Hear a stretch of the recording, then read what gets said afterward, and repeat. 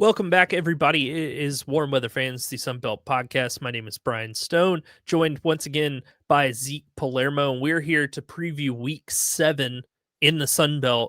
The night this is coming out, or the day, I guess this is coming out Thursday, we will have our first Thursday night game between Southern Miss and Georgia Southern.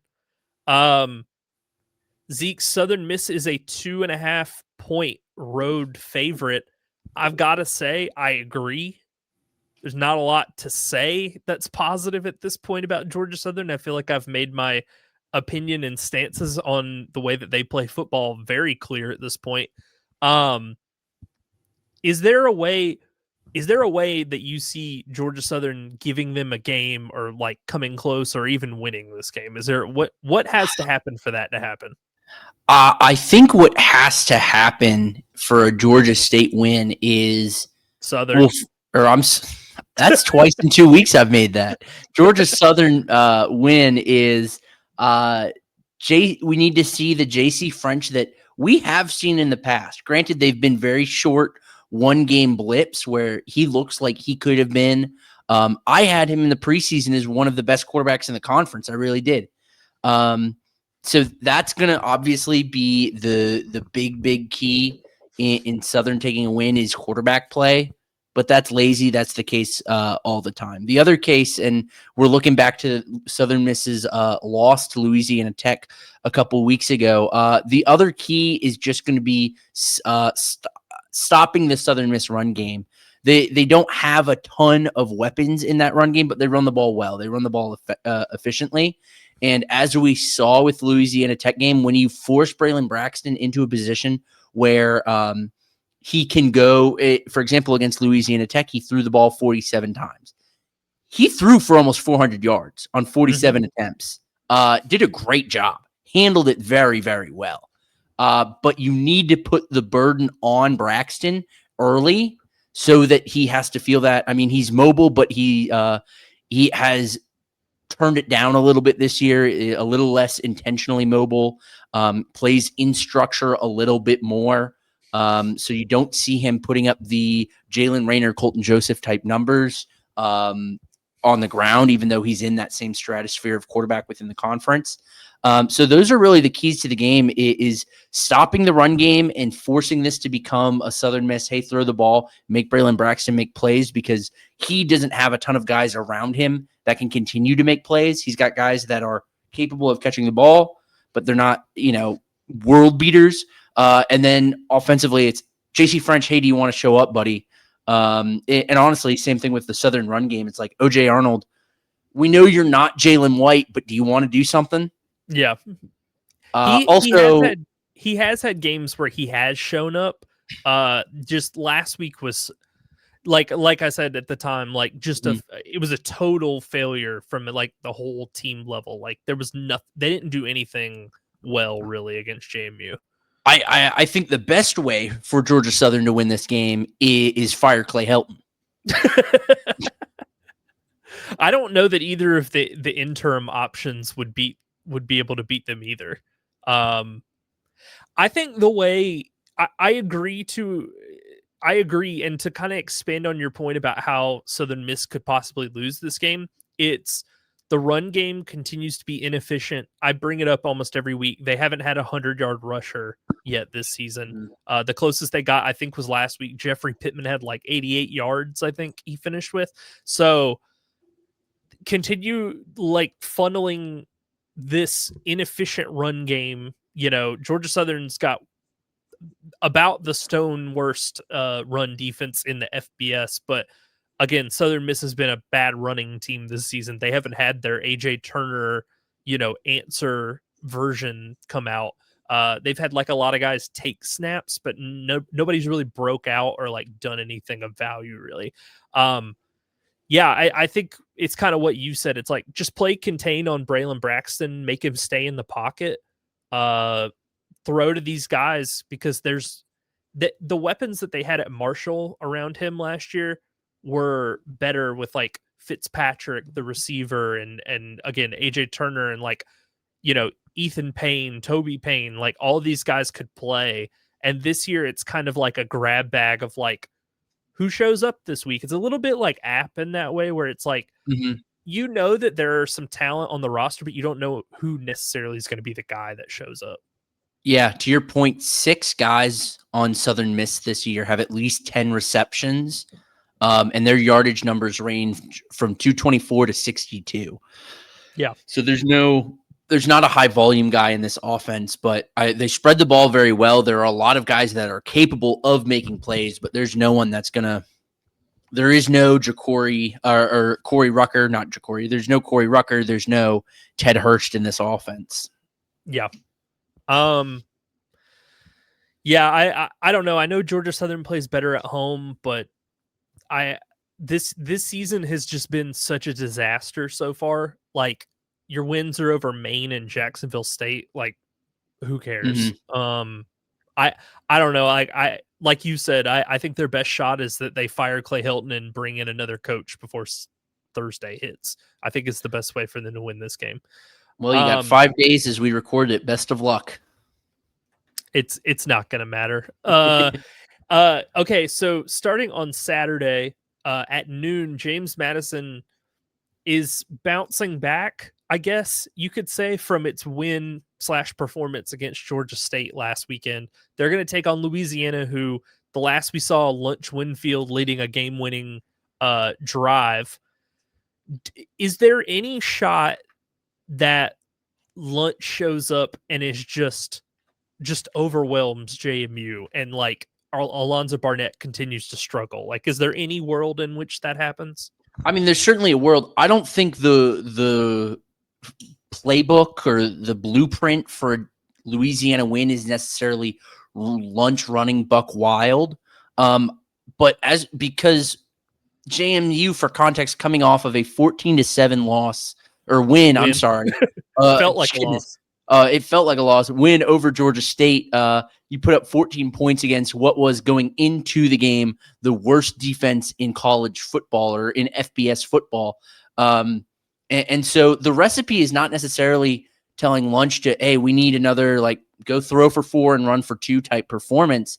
You need another James Madison crap the bed. This is not a Louisiana defense that is going to force that. Kind of like Georgia State got the benefit of, it was a bad Alonzo Barnett night, and therefore the offense just wasn't clicking. That's what you're really counting on in terms of stopping Louisiana. But if you can get that, if you can hold Louisiana to 20 or James Madison to 21 points, 24 points, what we saw from Lunch, I'm really excited to see him get a full game of snaps and see if it wasn't a flash in the pan. I hope not. I really don't think so. He looked really, really good. It was not a, we don't know who this guy is. We don't know that he's mobile. This was just 2 weeks ago. He was really, really good. I think James Madison wins this one fairly comfortably, but if Alonzo Barnett goes out, completes only 50% of his passes again, Lunch, if he scores 3 touchdowns, that might be enough. See, I think personally, I think you're in the right neighborhood as far as what the final score would be. But for me, I would say a Louisiana win looks like 17-14 Louisiana, and JMU, Alonzo Barnett continues to like sail passes and throw them behind guys and just not really give his guys a chance to even make a play on some of these throws. And they're a one-dimensional team, and all they can do is run the ball. I think that's the way that Louisiana has to win. You basically have to just hope that Barnett continues to be like off schedule, and Chesney won't give Sluka a chance to throw the football. So even if he comes in for some snaps, it's going to be a run or a handoff. So I don't know. We'll see how that goes. more likely than not, it is that JMU just comes out with a vengeance, makes up for the points they didn't score last week, and puts up 54 on UL. I think a loss, a loss is bad, but this could be a good loss for Louisiana. They can still perform well and lose this game. But I think JMU takes this one pretty easy. They're tied for first in the West officially.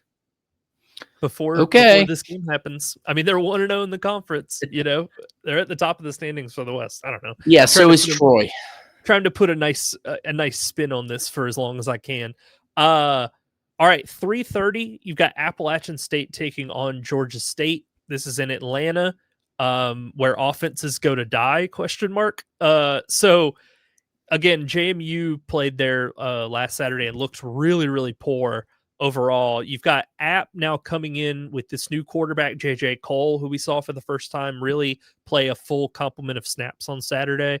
I comped him to Ryan Mallett, like at Arkansas, just because Mallett was also a really tall quarterback who kind of had all those same features.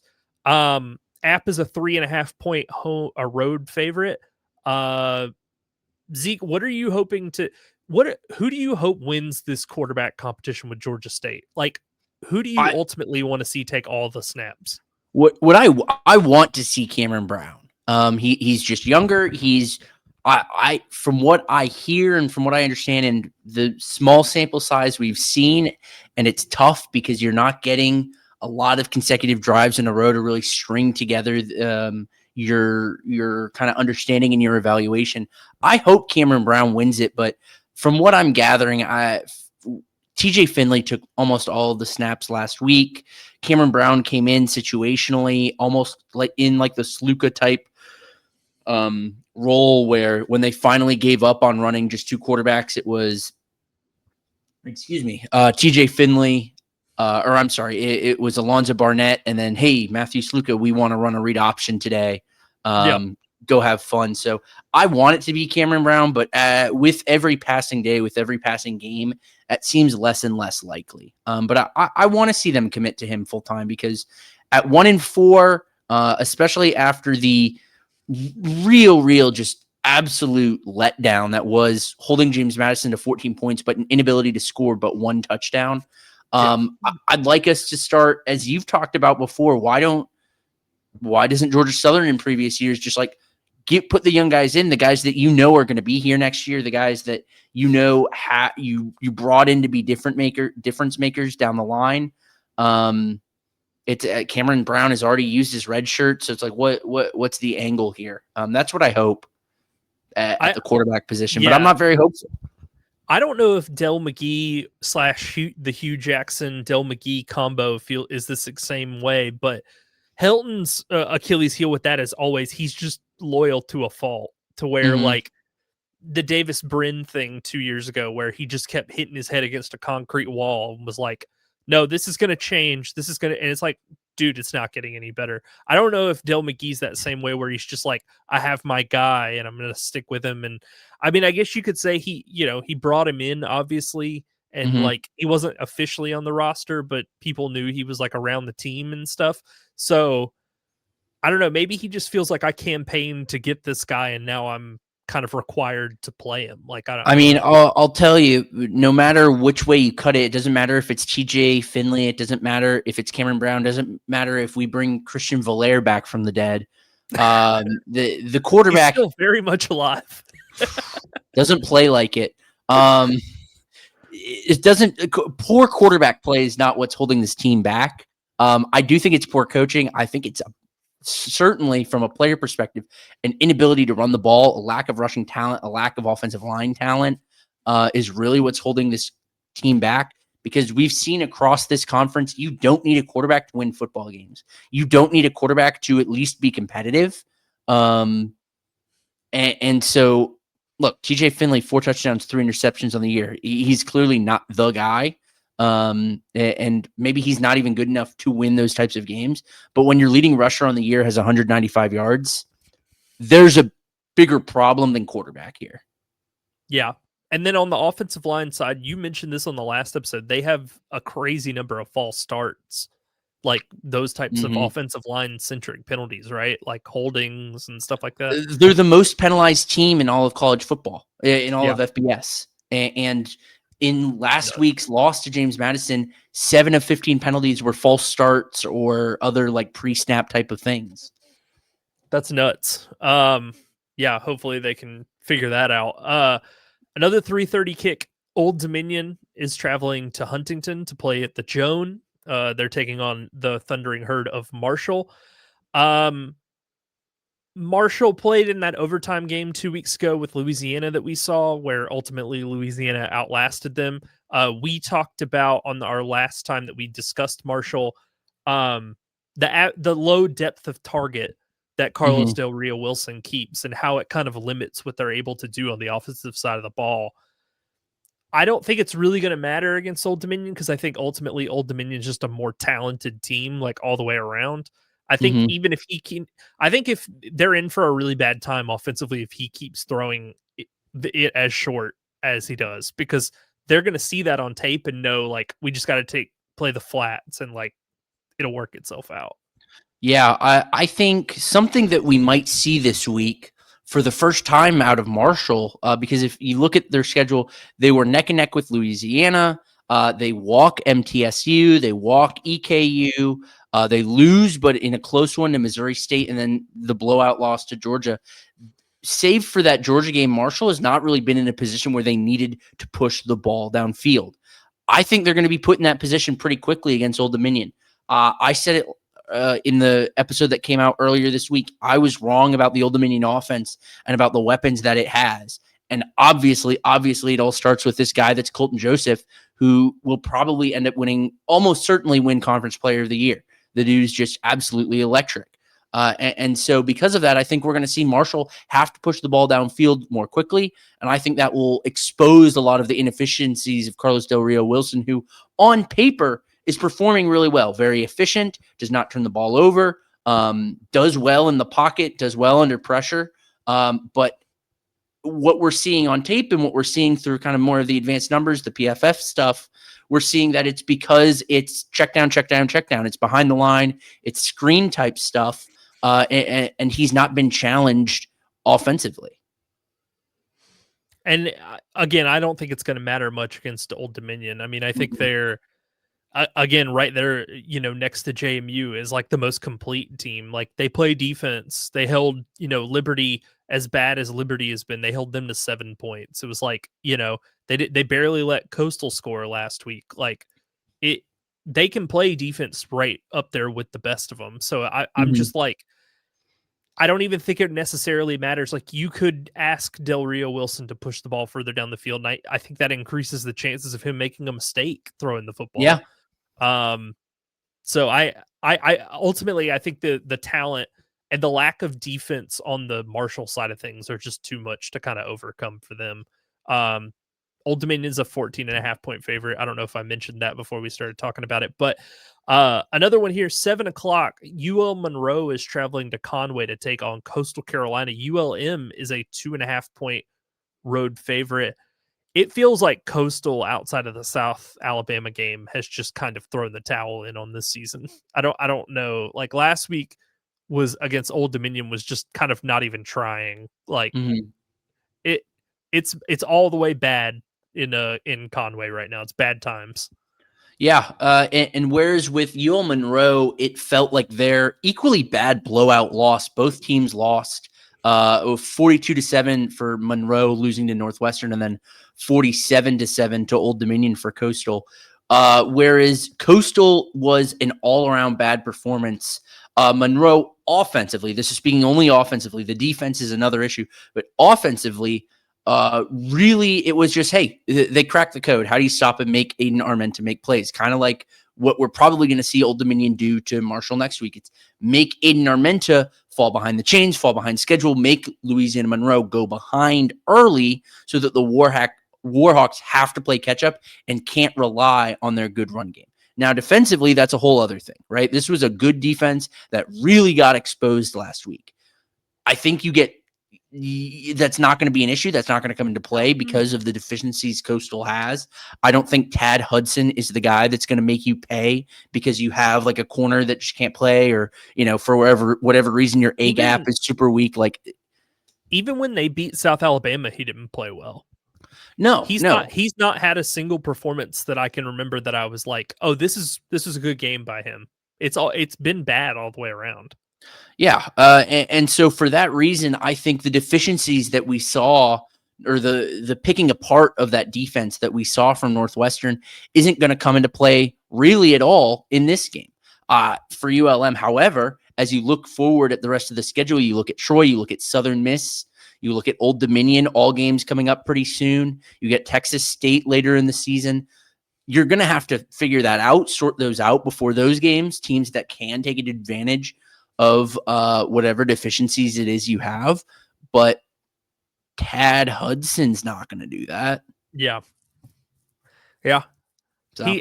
He's not taking advantage, like I said, of any of these defenses. Like, again, they played South Alabama and they won. He was fine. Like passable, like literally like making a D on a test, like literally barely passing. His best performance this year, I guess it depends on what metric you're looking at.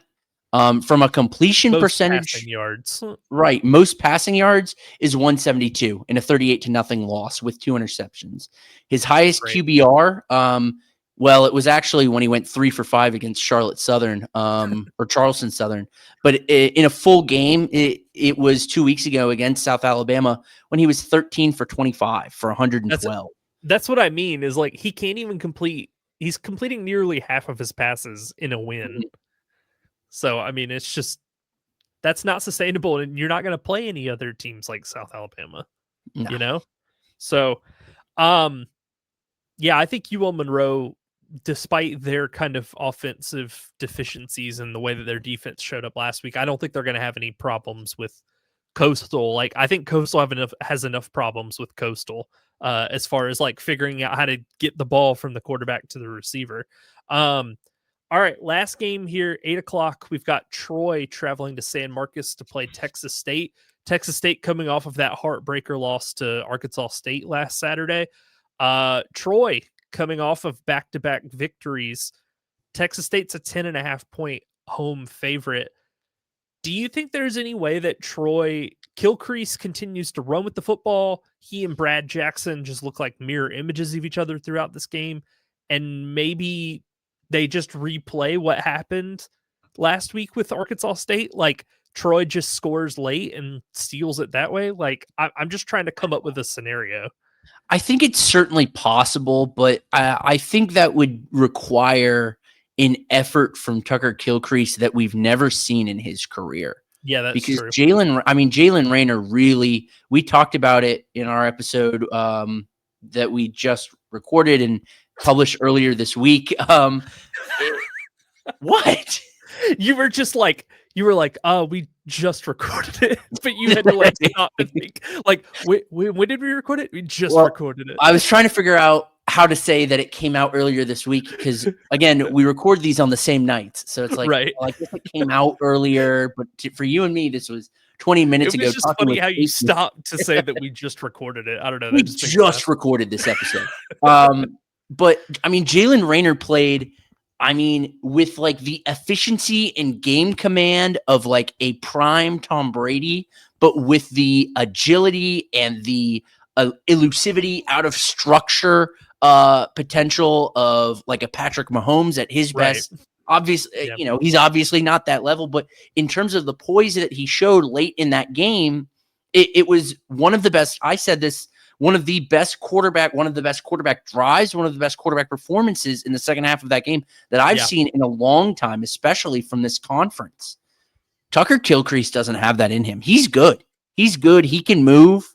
He can complete passes, but he does not have that in him. And that's what it took for Arkansas State to beat Texas State. Well, in Troy's defense, they can run the ball a bit more with Tay Meadows than Arkansas State can with any of their cadre of runners, aka it's just Jalen Rayner and his legs. Like they don't, they literally, like you said, like Clay operates as like a satellite back out of the backfield. He's better in space catching passes. He's basically a receiver that just lines up next to Rayner. And then Spencer is nothing really to write home about. I mean, we say it all the time, but like they lost Jaquez Cross. That's basically the running game in a nutshell right there. I don't know, man. Like I said, the only scenario I can think of is that Texas State falls asleep like they did on Saturday for like 3 quarters, and then they make it to where it's just whoever outscores the other team in the in the fourth quarter wins the game. It's like the only way that I can see kind of Troy taking it, because Jackson's a good runner. He's not the best passer I've ever seen, but he's very fast. Gilcrease can run. I think they're a little bit like you said, like, or I guess I said, I can't remember, but mirror images of each other just as quarterbacks. They're kind of the exact same guy.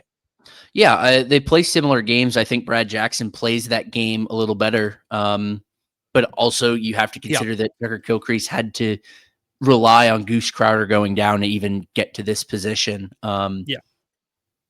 And actually lost the job late last year to Matthew Caldwell, who we've seen how that turned out for them and is working for them this season. Who might be starting at Texas before long because Arch. People are like gonna drag Arch off of campus to get him away from that football team. Yeah, I can see a world where Troy can win this football game. They really, really can, especially how well they've played the last, like, I guess if it goes back to really only the fourth quarter against Buffalo, because if you'll remember, they pitched a shutout and scored 21 points in the fourth quarter against Buffalo to come back and win, and then played a good game against South Alabama. Took it to overtime. Probably shouldn't have gone to overtime against South Al, realistically, but you've played 5 really good quarters of football back to back to back to back to back.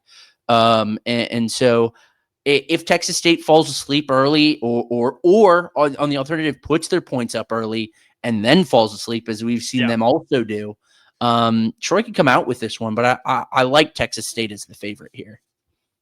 I do too. I think they're going to be kind of chomping at the bit after the way that they blew the game against Arkansas State, who, no offense to Arkansas State, we've very in detail talked about their deficiencies and like why they have a hard ceiling on their kind of season. So to lose to a team of that caliber who can literally turn around and lose to anyone is tough for Texas State. But that basically does it. Those are all of the Sunbelt games this week. Zeke, let everybody know where they can find you on socials. Yeah, man, you can find me on Twitter at Zeke Palermo, ZekePalermo. If you go follow me there, please answer the question I posed. Why the hell are assisted tackles counted as a full tackle when summing someone's total tackles? If I have 5 assisted and 5 solo, I have 10 total tackles. But we don't count the same sacks the same way. If you have 3 assisted sacks, you only have 1.5. Further proof of something that I've pushed and will continue to push as long as I have a platform, that tackles are a bogus number.